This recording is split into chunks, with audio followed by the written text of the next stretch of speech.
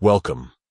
Today, I'm going to show you how to send multiple media files along with a text message to a group on Instagram using your PC, thanks to the latest update. If you've ever wanted to share several photos or videos at once in a group chat without switching to your phone, this quick guide is perfect for you.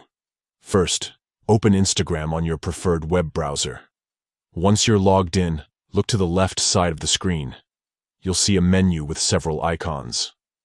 Click on the Messages icon. It looks like a little paper airplane. This will take you directly to your direct messages. Next, find the group chat where you want to send your media. Click on that group to open the conversation.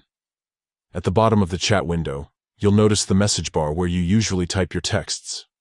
To the left of this bar, there's a small photo icon. Click on this icon to start selecting your media files.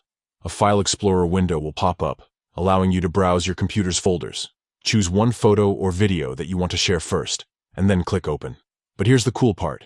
After your first file uploads, you'll see an option that says Upload another photo video. Click on this to add more photos or videos from your computer. You can keep selecting multiple files this way until you've got everything you want to send. Once you've chosen all your media, it's time to add your comment. Type your message in the text box just like you normally would.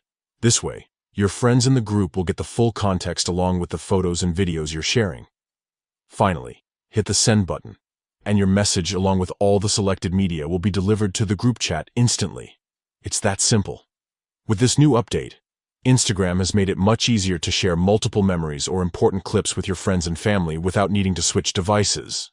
So next time you want to send a bunch of photos or videos with a message, just follow these steps on your PC and enjoy seamless sharing. Thanks for watching, and don't forget to try it out yourself.